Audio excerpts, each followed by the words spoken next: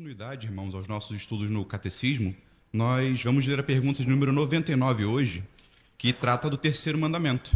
E nós vamos englobar aqui as perguntas de 99 até a pergunta 101. Tratam do terceiro mandamento. Pergunta de 99 do Catecismo de Heidelberg.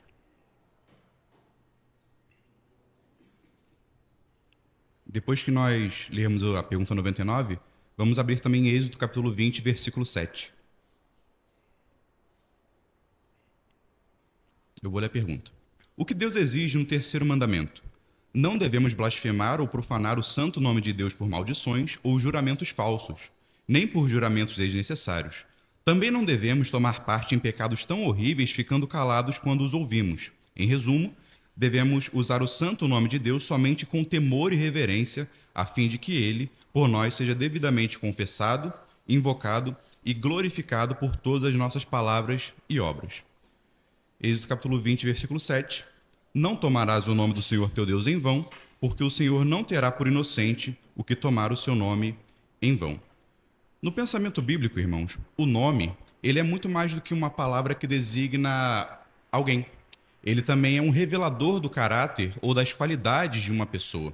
E as escrituras estão cheias de exemplos que nos mostram como que o nome de uma pessoa ou de um ser revela o seu caráter ou a sua missão. Pense, por exemplo, no nome hebraico Yeshua. Yeshua significa o quê? Yahvé salva, ou o Senhor salva. No capítulo 1 do Evangelho de Mateus, o anjo vai dizer a José que o Messias deveria ser chamado de Jesus, que é a forma aportuguesada de Yeshua, porque ele salvaria o seu povo dos seus pecados.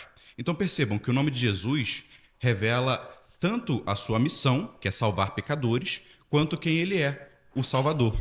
E quando nós falamos do nome de Deus, de modo geral, nós queremos dizer não só aqueles títulos que nós usamos para designá-lo como Deus ou Senhor, mas tudo aquilo que de alguma maneira o revela. Revela os seus atributos, revela o seu caráter, tudo aquilo que ele é e nos ajuda a ter uma melhor compreensão de quem ele é. E nesse sentido, o Catecismo Maior de Westminster comentado diz o seguinte: o que está incluído em o nome de Deus? Em o nome de Deus se incluem todas as formas de autorrevelação de Deus, quer a sua revelação geral na natureza, quer a sua revelação especial existente hoje na forma da Sagrada Escritura, inclusive todas as ordenanças do culto divino indicadas na Escritura, como sacramentos, oração, juramentos, votos e etc. Portanto, irmãos, pelo nome de Deus, no terceiro mandamento, ele quer dizer não apenas a palavra Deus, ou Senhor, mas tudo aquilo que de alguma maneira revela os atributos de Deus. E o que está incluído no nome de Deus, portanto? As Escrituras Sagradas, a revelação da natureza, o céu, a terra, os juramentos que nós fazemos, o culto, os sacramentos e até a nossa forma de viver estão englobadas naquilo que a Escritura chama de o nome de Deus. Percebam que Êxodo 20, versículo 7, ele proíbe o uso do nome de Deus, tomar o nome de Deus. Mas percebam que é tomar o nome de Deus em vão. Ou seja, não é todo o uso do nome de Deus que a Escritura proíbe. Existem certas situações que nós podemos e devemos utilizar o nome de Deus. Mas, afinal, o que significa tomar o nome de Deus em vão? Lá em Êxodo 20, versículo 7, e em outras passagens correlatas. Essa palavra vão, no hebraico, ela significa algo como vazio, sem importância, algo nulo, algo falseado. Ou seja, tomar o nome de Deus em vão, portanto, é tomá-lo, é esvaziá-lo da sua importância. É utilizar o nome de Deus de maneira indevida, de maneira perversa, de maneira não respeitosa, de maneira não honrosa, que o glorifique. É todo uso e abuso dos títulos de Deus, seja do seu nome, Deus, Senhor, ou qualquer outro título, seja dos seus, daquilo que revela o seu caráter, as Escrituras, os sacramentos, a nossa forma de viver. E voltando à pergunta 99, reparem a resposta. O que Deus exige no terceiro mandamento? Não devemos blasfemar ou profanar o santo nome de Deus por maldições. Segundo o Catecismo Maior de Westminster, blasfemar é chamar nomes ou usar qualquer linguagem ímpia diretamente contra Deus. Então, quais são os exemplos que nós podemos usar que caracterizam blasfêmia contra o nome de Deus? Falar que Deus é injusto, falar que Deus é ímpio, falar que Deus é impiedoso, ou utilizar alguma palavra de baixo calão para se referir a Deus. Todas essas são formas que uma pessoa pode blasfemar contra o nome de Deus. E essas são formas mais comuns, mais flagrantes, mais que nos chama mais atenção, mas existe uma outra forma que nós podemos blasfemar o nome de Deus, que é fazer a utilização do nome dele de modo irreverente. No Brasil, nosso país, é muito comum as pessoas falarem frases do tipo: Deus é brasileiro, ou Deus é do time tal, Deus é botafoguense, ou Deus é flamenguista, esse lugar é esquecido por Deus, o cara lá de cima. Percebam que, embora sejam utilizadas em sentido, em tom humorado, essas expressões, elas não se referem a uma pessoa qualquer. Elas se referem ao Deus criador do universo. Nós não estamos falando com um amigo nosso, um colega nosso, nós estamos falando com um Deus criador. E muitas pessoas, quando utilizam esses termos, o cara lá de cima, Deus é de time tal, elas se valem do argumento de que Deus é nosso Pai e que, portanto, nós podemos tratá-lo de qualquer forma. Porém, como nós vimos nas aulas anteriores, Deus, ele é nosso Pai, de fato, mas ele também tem autoridade sobre nós. E essa é uma dupla autoridade, tanto porque ele é o nosso Criador, quanto porque ele é o nosso Redentor. Ele não é só nosso Pai, ele é o nosso Rei. E como tal, ele deve ser tratado com total reverência. Não podemos tratá-lo como se ele fosse meramente um amigo nosso, certo? Não podemos atribuir a ele certos apelidos, certas brincadeiras que nós atribuímos uns aos outros, porque Deus, ele é o Todo-Poderoso, ele é o Criador de todo o universo. E nesse sentido, o profeta Isaías nos mostra uma boa forma de nós nos referirmos ao nosso Senhor lá no capítulo 57, Isaías 57, 15. Porque assim diz o alto e o sublime, que habita na eternidade e cujo nome é santo. Então percebam os adjetivos que o profeta Isaías utiliza para Deus. Ele é o alto, ele é o sublime, ele é aquele que habita na eternidade, ele é aquele cujo nome é santo. Então nós devemos utilizar a linguagem que a própria Bíblia utiliza para se referir a Deus, não palavras em tom humorado, não qualquer tipo de brincadeira com o nome de Deus, porque Deus é o Todo-Poderoso. Ele é o alto e sublime que habita na eternidade e cujo nome é santo. Alguém quer falar alguma coisa? Então essas são formas, irmãos, de nós tomarmos o nome de Deus em vão, ou blasfemarmos o nome de Deus, através das nossas palavras, verbalizando palavras, nós blasfemamos o nome de Deus. Mas também, o Catecismo Maior de Westminster nos diz que existem formas que nós podemos blasfemar o nome de Deus no nosso pensamento. Como é que a gente pode blasfemar o nome de Deus nos nossos pensamentos? Isso é muito sutil, é algo que muitas vezes nós não percebemos que estamos fazendo, mas que está lá em nós. Por exemplo, nós podemos blasfemar o nome de Deus quando nós questionamos a sua bondade. É muito comum que em uma situação de tristeza ou de angústia nós comecemos a questionar a bondade de Deus para conosco, o seu cuidado para conosco, comecemos a duvidar de que tudo aquilo que ele falou na sua palavra é verdadeiro. Nós nos perguntamos coisas do tipo: se Deus realmente fosse bom, ele deveria ter impedido que tal coisa acontecesse comigo. Como ele não impediu, então ele não é tão bom assim. Percebam, irmão, que essa é uma forma mental nossa de relativizar o nome de Deus e esvaziá-lo de seu caráter e de seus atributos. Nós estamos dizendo implicitamente para nós mesmos que Deus não é bom. Ou seja, nós estamos afrontando o seu nome, nós estamos violando o terceiro mandamento por um simples pensamento. Então percebam como é sutil, como nós podemos violar o mandamento até pelos nossos pensamentos. Não necessariamente nós precisamos proferir palavras para profanarmos, para blasfemarmos o nome de Deus. E, além disso, nós também podemos questionar nesse mesmo pensamento outros atributos, não só a bondade, a própria onisciência de Deus ou a sua onipotência. É como se nós disséssemos assim: Deus diz que é bom, mas esse sofrimento pelo qual eu estou passando revela o contrário. Então a gente já esvazia o nome de Deus e o seu atributo da bondade. E se eu tivesse no lugar dele, eu faria as coisas melhores. Ou seja, nós estamos querendo nos colocar no lugar de Deus, esvaziá-lo e retirá-lo do seu trono de graça. É uma blasfêmia contra o nome do Senhor. É uma afronta ao terceiro mandamento. E é fato, irmãos, que esses pensamentos surgem na nossa mente, só que se vocês forem ver como se forem comparar a nossa postura com a postura do escritor bíblico, vocês vão ver que o salmista também faz questionamentos. O salmista pergunta: Senhor, por que te demoras? Esse sofrimento aqui está me consumindo, o Senhor parece que esqueceu de mim. Mas notem a diferença, o salmista está falando com Deus, ele está colocando diante de Deus o seu questionamento, a sua angústia, a sua tristeza. Então existe uma enorme diferença entre você questionar a Deus de si para si mesmo, o que pode te levar até mesmo a um desvio, a você questionar a um ponto tal que você saia da presença de Deus, e o salmista, que coloca tudo diante de Deus: Senhor, por que te demoras? Eu estou mergulhado nas minhas lágrimas de tristeza. Existe uma grande diferença, irmãos. Então, quando surgirem essas crises existenciais, que naturalmente surgirão ao longo da nossa vida, nós devemos fazer como salmista e colocar tudo diante de Deus. A nossa angústia, os nossos questionamentos. Deus, ele não proíbe o questionamento, mas ele quer que nós façamos esses questionamentos diante dele, desvelando o nosso coração diante do Senhor. Vamos voltar agora para o Catecismo, na pergunta 99.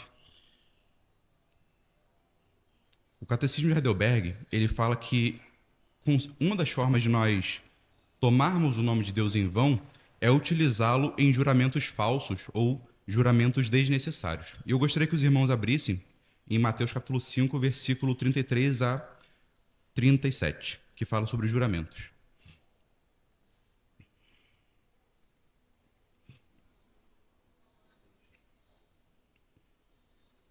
Algum irmão pode ler? Mateus, do capítulo 5, dos versículos 33 a 37.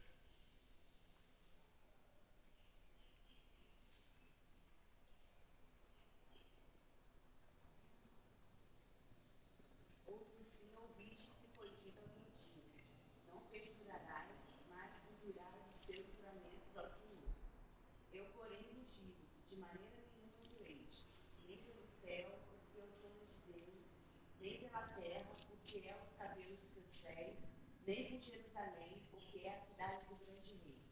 Nem girarás pela tua cabeça, porque não podes tornar um cabelo branco ou preto. Seja, porém, o vosso falar, sim, sim, não, não. Porque o que passa disso é procedente do mal. Obrigado. Dois irmãos podem abrir em Deuteronômio 10, 20, e um outro irmão pode abrir em Levítico 19, 12. Deixa aberto que nós vamos ler daqui a pouco. Deuteronômio 10, versículo 20, e Levítico capítulo 19, versículo 12.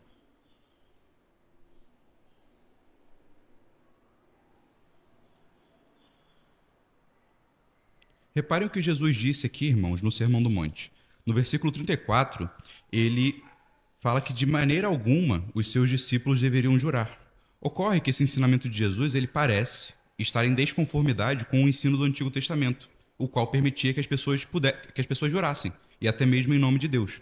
Os irmãos que abriram aí podem ler Deuteronômio 10, 20 e Levítico 19, 12, que mostram a questão dos juramentos no Antigo Testamento.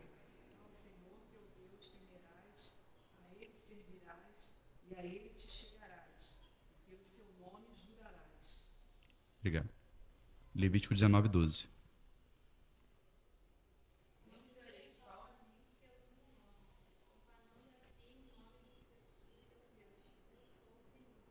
Obrigado. Percebam que ambas as passagens de Deuteronômio e Levítico permitem o juramento em nome do Senhor. Ou seja, parece que há uma contradição entre o ensino de Jesus e o ensino do Antigo Testamento, mas é meramente aparente. Por quê? Com base nessas passagens de Deuteronômio e Levítico e em outras passagens, as pessoas, nos dias de Jesus, começaram a interpretar que somente aqueles juramentos feitos invocando o nome do Senhor eram vinculantes. Ou seja, você só estava obrigado a falar a verdade em um juramento quando você invocasse o nome do Senhor. Dessa maneira, alguns judeus e alguns rabinos dos dias de Jesus, eles começaram a pensar o seguinte: ora, se somente os juramentos que invocam o nome do Senhor nos obrigam a falar a verdade, se nós fizermos juramentos com base em outros nomes, como em Jerusalém, o céu, a terra ou pela nossa própria cabeça, isso não torna o juramento vinculante. Ou seja, eu posso jurar por essas coisas que não são o nome de Deus e não estar obrigado a falar a verdade. Havia até quem dizia, alguns rabinos diziam, que se você jurasse por Jerusalém, você não ficava obrigado pelo seu juramento. Agora, se você jurasse em direção a Jerusalém, você ficava obrigado a falar a verdade por esse juramento. Então, o que acontece aqui? Nós temos uma relativização do ensino do Antigo Testamento que busca promover a honestidade. O Antigo Testamento estabelecia os juramentos não para serem descumpridos, mas para que as pessoas tivessem uma garantia firme do que aquilo que o outro jurava era verdade, que ele estaria comprometido com a verdade. E essa crescente tendência em relativizar o ensino do Antigo Testamento levou o próprio juramento a ser desvalorizado. Se você pode jurar, mas você não se obriga a falar a verdade uma vez que jurou, qual é o valor do juramento? Porém, Jesus não tolera esse tipo de subterfúgio, de maneira que ele busca proibir não todo e qualquer tipo de juramento, mas sim a utilização de juramentos desprovidos da intenção de falar a verdade. Então, quando Jesus fala para os seus discípulos, não jureis de maneira nenhuma, ele está falando para eles não utilizarem esses juramentos que dão a você um escape, uma oportunidade de jurar, mas não falar a verdade. Por quê? Porque o foco de Jesus, aqui nessa passagem, é a honestidade. Por que Jesus fala para os discípulos não jurarem? Porque ele queria que os seus discípulos fossem tão comprometidos com a verdade, ao ponto de não precisarem fazer qualquer juramento para garantir aos outros que o que eles falassem era verdade. Jesus está falando assim, vocês devem ser comprometidos com a verdade e vocês devem ser tão comprometidos comigo com a verdade que vocês não vão precisar jurar, fazer qualquer tipo de juramento em nome do Pai, em nome do céu, em nome da terra, em nome de Jerusalém, para que as pessoas saibam que você está falando a verdade. Se nós fôssemos parafrasear, então, o ensino dessa passagem seria o seguinte: juramentos podem ser feitos quando a situação exigir. Porém, se não houver necessidade, que o seu sim ou o seu não sejam tidos pelos outros como garantias suficientes da sua honestidade, certo? E como é que nós sabemos que Jesus não proíbe os juramentos aqui de modo absoluto? Porque o apóstolo Paulo, como nós veremos daqui a pouco, ele utiliza juramentos, ele faz juramentos pelo nome de Deus, certo? Então, não é verdade que Jesus proíbe qualquer tipo de juramento. Ele proíbe o juramento falso com a intenção de você não se comprometer com a verdade, certo? Então é melhor que você, ao invés de jurar, fale sim ou fale não. E que o seu sim seja verdadeiro e que o seu não seja verdadeiro. Vejam aí o que diz a pergunta 99. O que Deus exige no terceiro mandamento?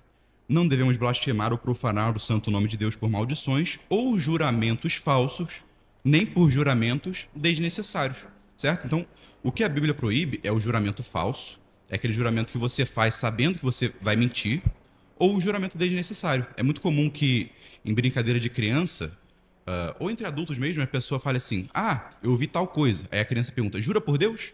É um juramento desnecessário, não é um juramento exigido por uma autoridade, não é para uma questão legítima, é uma mera brincadeira. Então, esse é um tipo de juramento desnecessário. Nós não devemos fazer juramentos falsos nem desnecessários. Mas vejam o que a pergunta 101 diz, do Catecismo.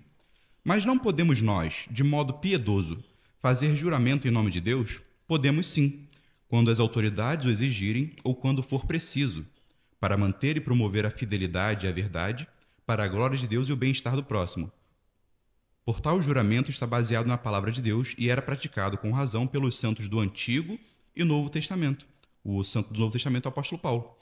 Ele é o maior exemplo de alguém que faz juramentos em nome de Deus no Novo Testamento. Na carta aos Gálatas, por exemplo, ele escreve o seguinte: mas faço-vos saber, irmãos, que o evangelho que por mim foi anunciado não é segundo os homens, porque não o recebi, nem aprendi de homem algum, mas pela revelação de Jesus Cristo. Então Paulo está falando, olha, o evangelho que eu recebi, ele não é de origem humana, ele é de origem divina. Depois de dizer isso em Gálatas capítulo 1, ele solenemente afirma que o que ele está dizendo é verdade e ele apela a Deus para firmar, para garantir que o que ele está falando é verdade. Ele diz o seguinte: ora, acerca do que vos escrevo, eis que diante de Deus testifico que não minto. Gálatas capítulo 1, versículo 20. O que Paulo está fazendo? Ele está jurando diante de Deus. Ele está utilizando o nome de Deus para fazer um juramento diante dos Gálatas. Que o evangelho que ele pregou é de origem divina, não de origem humana. Nessa carta aos Gálatas, o apóstolo Paulo ele está tentando corrigir uma série de erros doutrinários que tinham se infiltrado na igreja. E ele achou, por amor ao evangelho, pela necessidade da situação, que havia necessidade de um juramento. Para afirmar a verdade do evangelho, firmar a verdade do que ele estava falando, ele precisava jurar. Na segunda carta aos Coríntios, o apóstolo Paulo novamente acha necessário defender o seu chamado apostólico, especialmente diante da infiltração de falsos apóstolos na igreja de Corinto. Havia pessoas que se diziam apóstolos, traziam novos ensinamentos e começaram a minar a autoridade dos próprios apóstolos. E Paulo, na segunda carta aos Coríntios, ele começa a dar as suas qualificações, ele fala das suas experiências que mostram, que o qualificam como apóstolo, e novamente, percebam aí em 2 Coríntios capítulo 11, versículo 31, novamente ele afirma que o que ele diz é verdade, apelando para Deus. O Deus e Pai de nosso Senhor Jesus Cristo, que é eternamente bendito, sabe que não minto. Então vejam, por duas vezes, e existem outras passagens que o apóstolo Paulo jura por Deus, ele utiliza do nome de Deus para testificar, para garantir que ele está falando a verdade, certo? Então aqui é um juramento necessário. A situação de infiltração de falsos apóstolos na igreja exigia que o apóstolo Paulo fizesse um juramento diante de Deus, certo? Alguém tem alguma dúvida a respeito dessa questão do juramento? Deixa eu só ela falar rapidinho, primeiro, depois. Lembrei de uma coisa aqui, porque assim, a gente vê muito nos filmes, né? Eu não sei se o juiz presente aqui vai confirmar isso aí. Mas antes de um julgamento, era assim, colocado a Bíblia aberta, e a pessoa que ia testemunhar tinha que botar a mão em cima, e aí a pessoa perguntava, jura dizer a verdade, somente a verdade, em nome de Deus, não sei o que. Aí fechava a Bíblia e a pessoa começava a testemunhar. Eu não sei se aqui no Brasil ainda é feito dessa forma, antes de começar o julgamento, sei lá. Eu acho que desde a República não é feito assim. Eu não sei se na época do Império era feito. Porque a gente não tem essa tradição. É americano. Nem lá fora, né? Nos Estados Unidos eu não sei se é ainda. Não sei se ainda é. Porque lá cada estado tem uma legislação, mas em alguns estados é feito. Você jura em nome de Deus aí. Então esse é um tipo de juramento que você pode fazer, porque a autoridade está exigindo, e obviamente que um cristão não pode quebrar o seu juramento. Se você juramentou diante da autoridade falar a verdade, você tem que falar a verdade. Obviamente que existem situações que você pode ser coagido, a pessoa quer matar sua família, se você... São exceções. Pode falar. O Gênesis, o próprio Deus, né, faz o juramento pelo nome dele. Tem em Hebreus também, Deus fazendo Deus, né? um juramento do Senhor. Mais alguém quer falar alguma coisa? Você deu o exemplo de Paulo, e a Rosana deu o exemplo agora de Gênesis, Deus mesmo jurando. O próprio Jesus, ele fala sobre juramento. Em Mateus 26, quando o sacerdote, quando ele estava sendo julgado, parecido com a situação que a Rosana trouxe, o sumo sacerdote fala, conjuro-te em nome de Deus, em nome do Deus vivo, né? Mateus 26, e diga se você é o Cristo ou não. Então, e Jesus responde, o que é conjuro-te? Né? Eu ordeno que você fale sobre juramento. É o que o sacerdote não falou para Jesus. E Jesus não se cala, Jesus responde sobre juramento. Ele diz, tu o disseste, e ele continua, vocês verão o Filho do Homem vindo sobre as nuvens, de poder e glória e tal. Então, o próprio Jesus fala sobre o juramento, ele responde sobre o juramento. E além do juramento, que a gente pensa logo no juramento judicial, né? Que é aquele juramento que a autoridade judicial pede, mas existem outros juramentos que nós fazemos também. Por exemplo, o juramento por ocasião da formatura na faculdade. Os médicos têm que fazer o juramento de que eles vão empregar todos os seus esforços, o seu tempo, a sua saúde para acatar a outras pessoas. Não só medicina, outras faculdades também têm. Os votos do casamento também. O juramento feito por um servidor público quando vai tomar posse. São todos juramentos que você faz e que são legítimos, certo? O juramento ele só não pode ser feito quando for para uma coisa ímpia. Você não vai jurar que você vai fazer alguma coisa impossível ou pecaminosa. Eu não tenho como jurar, por exemplo, que eu nunca mais vou beber água. É um juramento impossível. E eu também não tenho como jurar que eu vou matar uma pessoa, certo? São juramentos pecaminosos. E nesse sentido, a Confissão de Fé de Westminster fala sobre isso. Confissão de Fé, no capítulo 22, no item 3, diz o seguinte: quem vai prestar um juramento deve considerar refletidamente a gravidade de ato tão solene e nada afirmar de cuja verdade não esteja plenamente persuadido, obrigando-se tão somente por aquilo que é justo e bom e que tem como tal, e por aquilo que pode e está resolvido a cumprir. É, porém, pecado recusar prestar juramento concernente a qualquer coisa justa e boa, sendo ele exigido pela autoridade legal. Então vejam o que o autor do Catecismo da Confissão está dizendo. Se uma autoridade exige que você preste juramento e o objeto do juramento, o conteúdo do juramento é bom, é pecado você não jurar. Certo?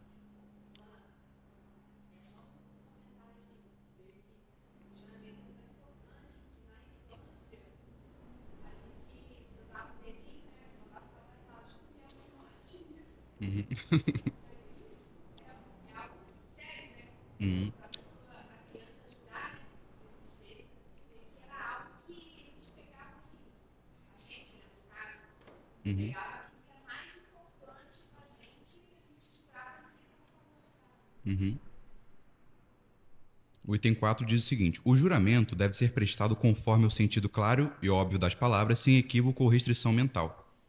Não pode obrigar a pecar, mas sendo prestado com referência a qualquer coisa não pecaminosa, obriga ao cumprimento, mesmo com prejuízo de quem jura. Não deve ser violado, ainda que feito a hereges ou infiéis. Então percebam como é que o juramento ele tem uma importância. Mesmo se você jurar para uma pessoa que é herege ou infiel, você está obrigado a cumprir o juramento que você fez àquela pessoa.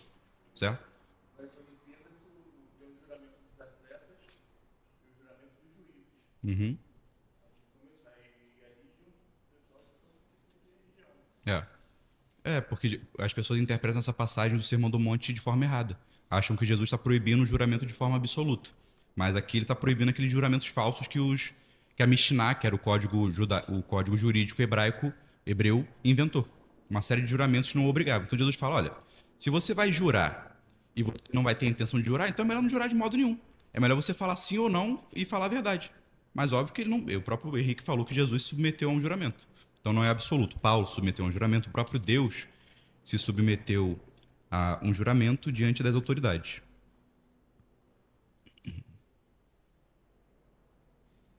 É interessante que aqui no Sermão do Monte, Jesus fala que eles não deveriam jurar, porque, como eu disse, inventaram juramentos que, se você não fizesse em nome de Deus, não te vinculavam. Então, por exemplo, as pessoas juravam pelo céu. Ah, eu jurei pelo céu, mas o céu não é o nome de Deus, então eu posso mentir. Só que Jesus fala, não jure pelo céu, nem pela terra, porque são o trono e os cabelos dos pés do Senhor. Não jurem por Jerusalém, que é a cidade do grande rei. Não jurem pela sua própria cabeça, porque você não tem a capacidade de contar os fios do seu cabelo. Então, em última instância, todo juramento é um juramento feito para Deus, porque Deus é o criador de todas as coisas. Se você jura pelo céu, você está jurando por Deus, porque o céu manifesta a glória de Deus. Se você jura pela terra, você está fazendo um juramento diante de Deus. Então, todo juramento ele é um juramento diante de Deus, não importa com base em que você faça, certo? Então, é muito importante nós refletirmos sobre o tipo de juramento que nós vamos fazer, porque uma vez feito, nós não podemos quebrá-lo.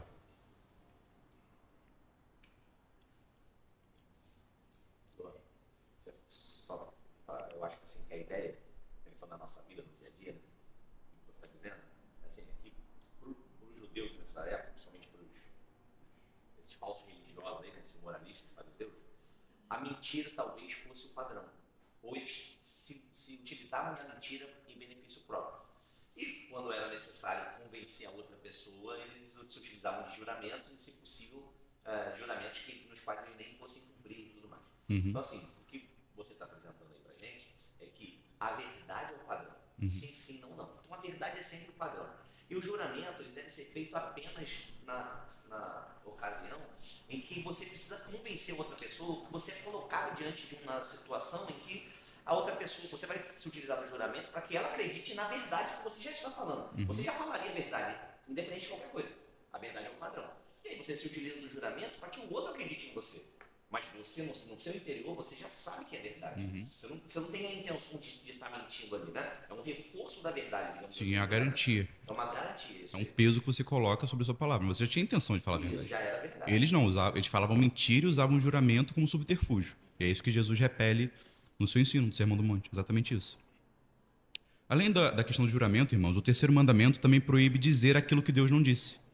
É muito comum que nós vejamos hoje nas igrejas por aí, pastores falando que receberam uma profecia da parte de Deus, receberam uma revelação da parte de Deus e a entregam como uma profecia às pessoas.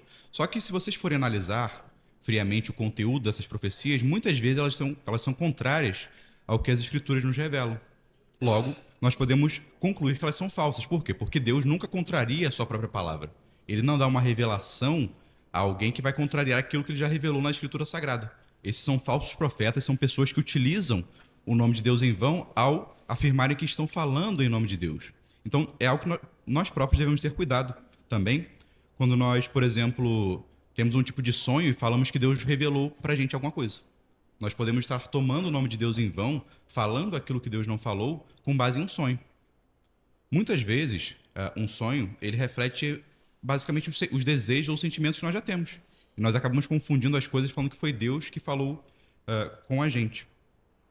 E, de fato, em situações excepcionalíssimas, Deus pode usar sonhos. Existem relatos no Oriente Médio de pessoas que se converteram através de sonhos. Mas percebam que são situações que envolvem a salvação de alguém, ou situações que envolvem o livramento de perigos, de perseguição. São situações excepcionais que provavelmente nunca vai acontecer conosco aqui no Brasil, certo? Porque não é algo que Deus precise utilizar para falar conosco. Nós já temos a Escritura Sagrada. Existe gente até que fala que Deus me revelou em sonho que eu vou casar com fulano. Tem que tomar vergonha na cara, né? Fala que Deus falou isso com você, pelo amor de Deus. Deus revela em sonho algo excepcional. Nesse caso, por exemplo, salvação, o livramento de perseguição. Então, nós também devemos ter cuidado com isso. Falar que Deus falou conosco por sonhos pode ser pecaminoso, pode ser que nós estejamos tomando o nome de Deus em vão. E o profeta Jeremias fala sobre isso. Vejam o que ele diz.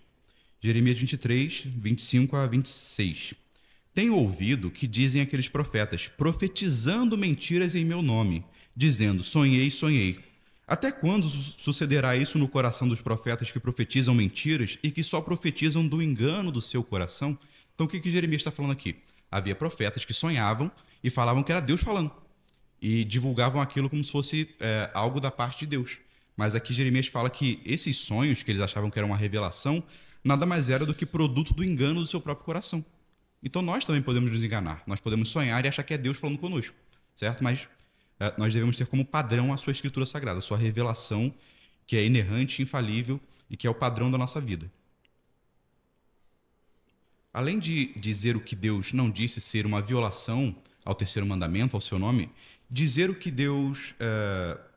distorcer o que Deus disse também é pecado. Um dos legados da Reforma Protestante foi a livre leitura das Escrituras Sagradas. Qualquer pessoa pode ter acesso à Escritura, qualquer pessoa pode ler a Bíblia, mas a interpretação não é livre. Quando nós lemos a Bíblia e, de alguma maneira, nós chegamos a uma interpretação falsa do que ela quer dizer, ou quando nós atribuímos a ela um sentido que ela não tem, nós também estamos violando o terceiro mandamento. Nós estamos tomando o nome de Deus em vão. Por quê? Porque a Escritura também revela o caráter de Deus, revela os seus atributos, e tudo que revela o seu caráter e seus atributos dizem respeito ao seu nome, certo? É por isso que nós devemos ter cuidado ao ler a Bíblia, não lê-la de forma apressada, não utilizar os nossos pressupostos para atribuir um sentido que ela não tem.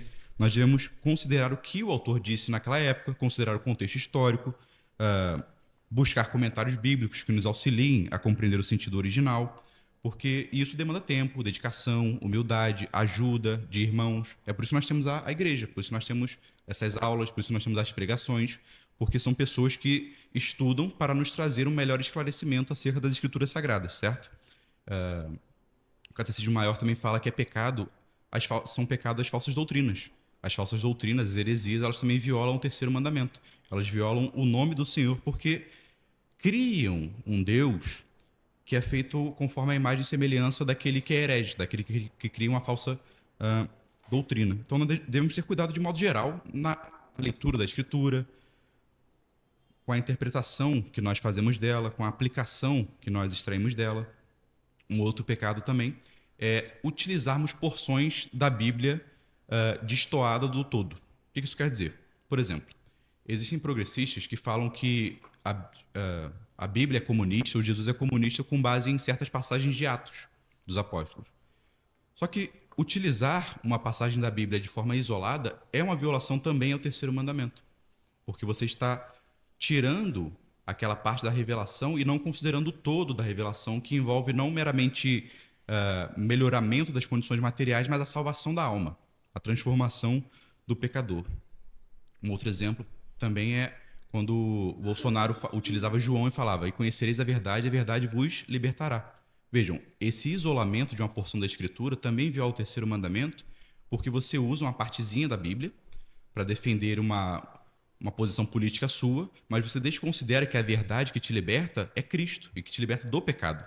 Você desconsidera todo o contexto do Evangelho para adaptar a palavra aos seus propósitos, às suas necessidades. Isso também é uma violação ao terceiro mandamento. Alguém quer falar alguma coisa? Eu peguei por muitos anos na igreja pentecostal, que eu não vou dizer o nome, tá? E tive uma fase lá que às quintas-feiras, não tem lá no culto, o pastor dizia assim: vocês vão orar pelas pessoas e Deus tem que falar com vocês. Obrigado a gente ter longe. A pessoa tinha que inventar. Você vai orar com aquele irmão, Deus tem que falar contigo. Você tem que ter uma visão, tem que ter uma revelação. Tem que ter, obrigado. Entendeu? Então, é o que você está falando ali. Umas coisas que não tem nada a ver, né? Forçando Deus a falar com a gente. Deus fala quando quer. Então, se você não tivesse visão, você ia ser repreendido pelo pastor. Isso. Ia orar. Eu tinha que inventar. Então, ele mostrou que você está passando uma dificuldade assim. A quinta-feira eu tinha que fazer isso. Esse foi um dos motivos também pelo qual eu saí. Porque, poxa, Deus é obrigado a falar comigo. E isso é tão grave que essas falsas profecias no Antigo Testamento, elas eram punidas com a morte por apedrejamento. Então, se eu estivesse no Antigo Testamento, eu ia ser apedrejado até a morte. O pastor, todo mundo ia entrar na pedra. Tem que ter visão. Entendeu? Aí tem que inventar na hora. Que é isso? Não existe. Era algo... Deu sorte. Tem que ter visão. Se não tivesse, ia ser repreendido lá com o pastor. Lá. Por que Deus falou contigo? Porque Deus não quis falar. É tomar o nome de Deus em vão. É falar o que ele não falou. Isso aí. O Eni me fez lembrar a minha avó. Minha avó era da igreja da Assembleia de Deus, da Assembleia de Deus, mesmo arraigada mesmo. A pessoa tinha visões, falava em língua, aquele negócio todo já sabe. Ela sempre falou assim: eu nunca falei em língua, nunca tive visão, mas eu sei que sou cristã e ponto, acabou. Nunca teve esse negócio assim, entendeu? Anos assim de Deus. Né? Então, como é que são as coisas? Né? E o pastor lá falando isso mesmo, tem que ter visão, tem que falar em língua, tem que não sei o que. Mas dela lá, continuava com o meu Assembleia de Deus. Interessante isso, né? Tinha até filho naquele cara acreditava, era Jesus, etc. Eu me lembrando mesmo. Já receberam aquela revelação de que você vai gravar um CD? Aí, vocês riram, vocês sabem. Sempre tem alguém no ônibus, uma senhora. Minha mãe já recebeu. Minha mãe não canta nada. A senhora vai gravar um CD e vai andar pelos 4 cantos da terra. E Deus me falou. Uma coisa, Deus falava quando ele queria, assim, não forçava. Deus falou várias vezes, eu tive experiências, entendeu? Que eu conto as pessoas às vezes, né? Que a gente saía para fazer evangelização na rua, né? Evangelizar na rua. Tá? E aconteceu um caso que antes, nós estávamos orando, Deus falou através daquele irmão, sei que Deus falou, olha, quando você chegar na rua tal, numa casa de portal, uma pessoa com nome tal vai estar esperando vocês. E aquilo aconteceu. Deus falou. Ninguém forçou nada. Aconteceu. Uma casa azul, tomando o nome de Maria, quando nós passamos assim, estava esperando por vocês. Aquilo para Deus. Agora, forçar Deus falar para a gente, isso não existe. É o que mais tem hoje em dia. Vamos voltar à pergunta 99. Vejam que o catecismo fala também que nós não devemos só não tomar o nome de Deus em vão. Nós também devemos corrigir aqueles que tomam o nome de Deus em vão, que é o que diz a pergunta 99 aí. Não devemos blasfemar ou profanar o santo nome de Deus por maldições ou juramentos desnecessários. Também não devemos tomar parte em pecados tão horríveis, ficando calados quando os ouvimos. Então percebam, existe um papel da nossa parte ao cumprir o mandamento, que é não cometê-lo, mas também existe um papel da nossa parte que é corrigir aquele que está cometendo. Então, no exemplo do Enio, se ele tivesse o entendimento que ele tem hoje, seria o papel dele corrigir aquele pastor que está falando supostamente em nome de Deus. Porque quando você não corrige, você está tomando parte naquele pecado e você mesmo está pecando, certo? Então, o nosso símbolo de fé, ele estabelece a necessidade de nós corrigirmos uns aos outros quando nós presenciarmos algum irmão cometendo um pecado contra o terceiro mandamento. Então, o que é que se inclui nisso?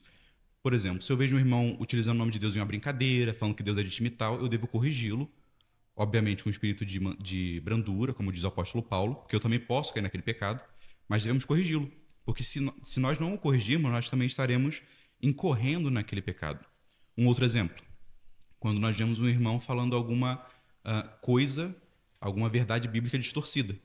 Como nós vimos, você distorcer a Escritura Sagrada também é violar o nome de Deus. Então, também nós devemos corrigi-lo.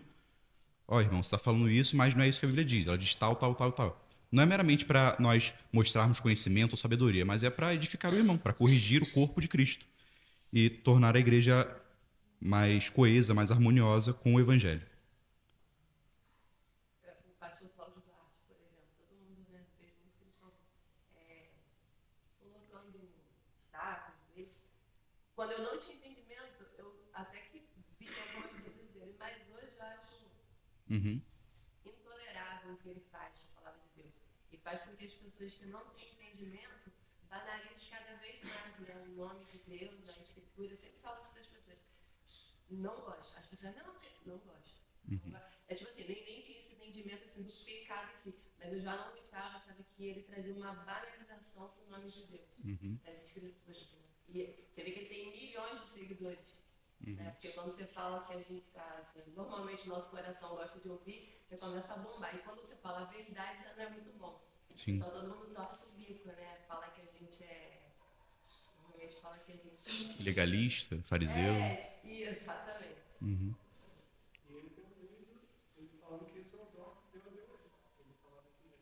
É? Eu não acompanho, não sei.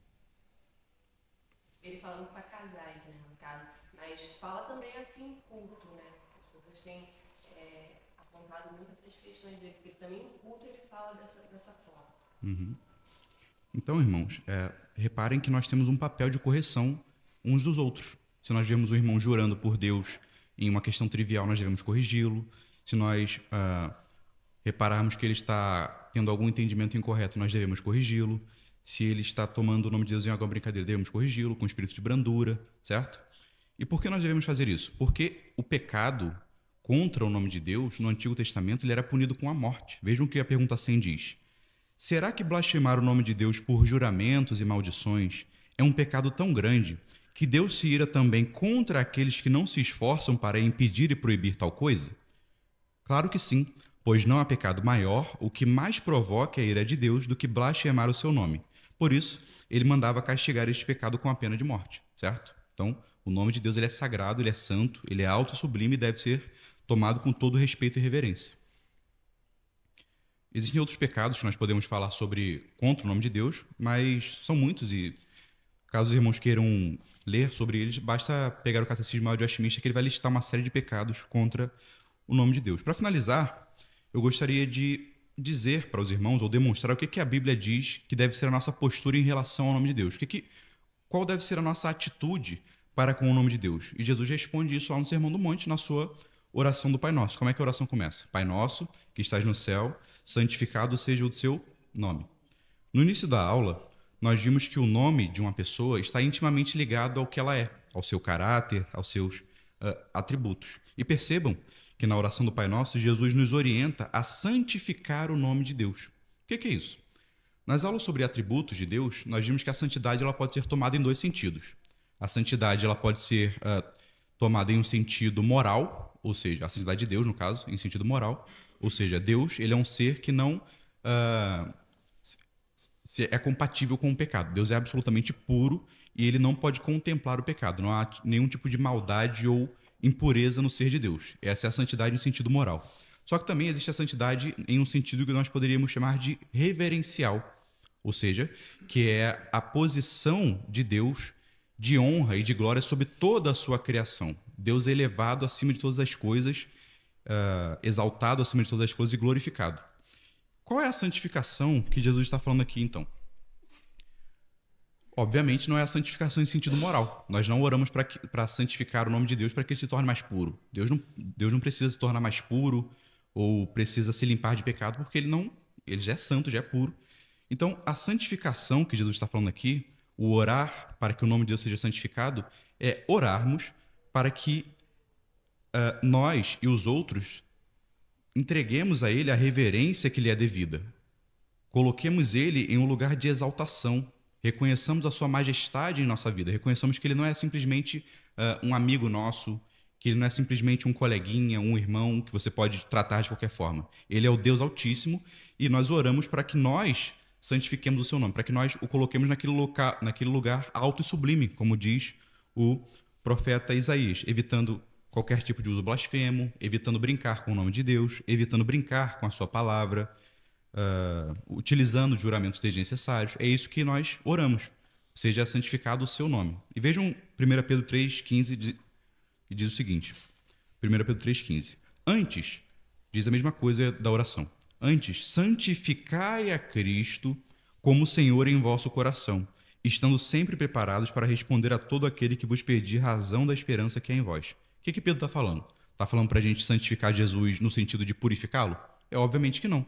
Está falando para a gente dar a Jesus o lugar que lhe é devido no nosso coração, o lugar de majestade, de honra, o posto mais elevado da nossa existência. É isso que significa santificar a Cristo aqui em Pedro. E na oração do Pai Nosso é a mesma coisa. É colocar o nome de Deus em um lugar alto, exaltado. E percebam, irmãos, só para terminarmos, que a oração do Pai Nosso ela é, antes de tudo, um modelo de oração comunitária. Já perceberam isso? Que a oração do Pai Nosso ela é um modelo, de fato, mas ela é feita para ser orada em conjunto. É o Pai Nosso que está no céu, não é o meu Pai que está no céu, é o Pai Nosso que está no céu. E o que nós depreendemos disso? Que quando nós oramos para que o nome de Deus seja santificado, nós não estamos orando para que apenas nós santifiquemos o nome de Deus. Quando nós oramos o Pai Nosso, nós estamos orando para que eu e vocês santifiquem o nome de Deus. Para que todos nós entregamos a Ele a honra que Ele é devida. Eu não oro só para que eu santifique a Deus. Eu não oro só para que eu o glorifique ou o honre como Ele é devido. Eu oro para que vocês, nós, como igreja, em conjunto, oremos para que Deus seja santificado. E isso reforça aquela ideia de que nós devemos corrigir uns aos outros. Lembra que eu disse que nós temos o dever de corrigir uns aos outros quando nós deparamos com algum irmão violando o terceiro mandamento? Porque é justamente isso. Essa santificação, ela é algo individual. A nossa santificação, no caso, é algo individual, mas também é algo comunitário. Nós precisamos um dos outros para nós crescermos em santidade. A oração do Pai Nosso nos mostra isso, que nós devemos orar para que o nome de Deus seja santificado. Não só eu, como também os irmãos do corpo de Cristo. Alguém quer falar alguma coisa? Estou lembrando aqui de um outro fato jurídico também, assim, né? Que quando, também dentro de um julgamento, quando se vai se dirigir ao juiz, ninguém fala, seu juiz, geralmente vai ser meritíssimo, né? Tem todo um respeito, né? Com aquela pessoa que está incluída ali para julgar, né? Ela vai dar um veredito com aquele martelinho. E eu fico olhando assim, com relação ao nosso Deus, como que a gente, né, tem que sempre buscar esse lugar de eminência, né? Como se busca esse lugar de eminência como os homens, como um homem. O juiz é um homem como qualquer pecador, como um homem. Mas ele está colocado ali como alguém acima, né? Acima de todos que estão ali. Ele está ali acima. Ele vai julgar aquela situação ali. A gente tem que ser como o nosso Deus. Eu já fui em audiências que o réu se referiu à juíza como cara. Cara, a juíza deu uma bronca nele, assim, humilhante. Só que percebam, o juiz, ele vai te dar apenas uma bronca. Ele vai te exortar. Mas na Bíblia nós vemos que tomar o nome de Deus em vão é punido com a morte. Então nós devemos reconhecer esse grau de gravidade. Nós devemos nos dirigir às autoridades de maneira correta, muito mais a Deus, cujo descumprimento do mandamento ocasiona a morte do pecador. Mas alguém quer falar alguma coisa? Esse mandamento, facilmente, se a gente for parar para pensar, ele é o mais descumprido por todos nós. E em outro sentido, na verdade, ele nunca foi cumprido por homem nenhum. Nenhum homem nunca, à exceção de Jesus, é claro, que também foi homem, à exceção de Jesus, nenhum homem nunca se utilizou do nome de Deus na medida adequada. Nenhum homem nunca. Por mais que tenha sido aquele momento em que você, de fato, estava em oração e santificando a sua vida e, enfim, aparentemente você estava sendo sincero diante de Deus e glorificando, nem naquele momento você chegou minimamente perto de utilizar o nome de Deus de maneira adequada. Sempre a gente esvazia o nome de Deus, a gente abusa do nome de Deus, sempre. Então, essa é uma percepção que a gente tem que ter, a gente viola esse mandamento o tempo inteiro. E dentro do que você falou da oração do Pai Nosso, uma maneira que nós violamos esse mandamento o tempo todo também é quando nós oramos dessa maneira, mas agimos de maneira diferente. Nós oramos assim antes de sair de casa: santificado seja o teu nome. Mas nós vivemos o nosso dia de maneira totalmente contrária. Nós não santificamos o nome de Deus nas nossas atitudes, mesmo nós que carregamos o nome de Deus. Então, durante todo o nosso dia, quando nós pecamos, quando nós não vivemos de maneira a santificar o nome de Deus com as nossas atitudes, nós também estamos violando o terceiro mandamento, estamos tomando o nome de Deus em vão. Então a gente vê como nós estamos distantes desse padrão exigido do terceiro mandamento e o quebramos toda hora. É interessante você falou isso, que eu esqueci de falar, que eu falei no começo, mas não falei agora, que nós também podemos violar o mandamento com a nossa vida, a nossa conduta. Reparem que o Novo Testamento, ele sempre fala que nós, os apóstolos da igreja, ela atuava em nome de Jesus. Muita gente acha que é só um mantra. Não. Atuar em nome de Jesus é na oração falar o nome de Jesus, é em nome de Jesus. Só que a ideia do Novo Testamento, ela é muito mais de ser um arauto de um rei. Por exemplo, quando o presidente manda um embaixador a um outro país, aquele embaixador está indo em nome do Brasil, em nome da República Federativa do Brasil. Ele está atuando em nome da República Federativa do Brasil, de modo que qualquer conduta daquele embaixador que seja errada, viole algum tratado internacional, não vai ser, não vai envergonhar o embaixador em si, vai envergonhar o Brasil. Então, quando nós cristãos que vivemos em nome de Jesus, em nome do Senhor, pecamos ou damos algum motivo para escândalo, nós também estamos violando o terceiro mandamento. Nós estamos desonrando o nome de Deus e o tomando em vão. Então, até a nossa vida, não só as nossas palavras, não só não fazer juramentos, mas até a nossa vida também, ela reflete o nome de Deus. Nós devemos vivê-la de forma que honre o nome do Senhor. Trick semana passada falou em questão de roupa. Vejo como né, lógico, principalmente mulheres, é uma questão que para mim também, tipo assim, se a gente está no local, ou se a gente se veste em desacordo com o que a gente professa, a gente está também, como você falou, trazendo escândalo para o nome de Deus. Uhum. Porque quando as pessoas olham para a gente, elas, né, tipo assim, elas veem quem? Aí vão falar assim, ele é crente. Ela tá falando. O meu marido mesmo, quando a gente estudava aqui, eu, Henrique, o pessoal, o meu marido, como ele não é cristão, o pastor, ele fala que todo mundo é pastor. Olha o que o pastor está fazendo, olha o que a pastora está fazendo, fala de, então assim, traz escândalo o tempo todo. Então assim, eu penso assim, que a gente tem que se policiar o tempo todo para não estar trazendo escândalo, porque não é o nosso nome, mas está em jogo, né? O nome de Cristo. Então assim, quando a gente se veste, quando a gente fala, quando a gente se porta em determinados lugares, então assim, ainda mais eu, né, que eu trabalho com várias pessoas, com público, eu era muito arrogante, muito soberba, ainda luto com determinadas coisas, mas hoje eu fico o tempo todo me policiando para que as pessoas não falem, crente hipócrita, entendeu? Fala uma coisa e faz outra. E é muito difícil, a gente tem que estar o tempo todo se policiando. Questão de roupa também, que eu, na minha vida de mundo, me vestia de uma maneira totalmente diferente do que eu me visto hoje. Mas as pessoas falam, Rosana, mas é por causa da... Aí eu falo que é legalista. Porque a roupa não quer dizer nada. Claro que quer. Você não vai no fórum de bermuda, vai. Você não vai no cemitério, no enterro de uma pessoa, de uma maneira... Então, assim, fala assim. As pessoas não gostam de falar disso, mas eu acho que é muito importante. Como o Patrick falou na outra aula. As pessoas esquecem algo que o apóstolo Paulo sempre começava as suas cartas, ele falava como, meu nome é Paulo, servo de Cristo. E esse servo aí era o designativo para um escravo nos dias de Paulo. O que Paulo está falando? Ele está falando que ele não vive para ele é escravo de alguém. A vida dele é vivida em função do dono dele, que é o Senhor.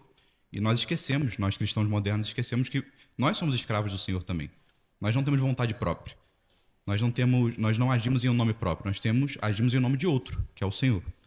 Para terminar, irmãos, vamos fazer a oração do Pai Nosso na versão de Mateus 6, por favor. Na versão de Mateus 6, porque teve um culto que a gente inventou, a Natan colocou para orar o Pai Nosso e alguns oraram na versão de Lucas, outros na versão de Mateus, eu misturei as duas. Tem que falar também a versão. A CF.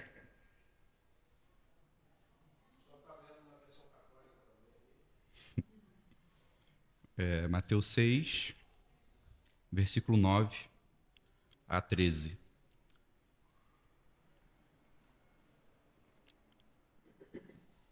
Pai nosso, que estás no céu, santificado seja o teu nome. Venha o teu reino, seja feita a tua vontade, assim na terra como no céu. O pão nosso de cada dia nos dá hoje, e perdoa-nos as nossas dívidas, assim como nós perdoamos aos nossos devedores. E não nos conduzas à tentação, mas livra-nos do mal. Porque teu é o reino e o poder e a glória para sempre. Amém. Amém. Seja verdade isso em nossas vidas. Nós possamos orar pela santificação dos outros e nos estimular a santificação mútua. Amém.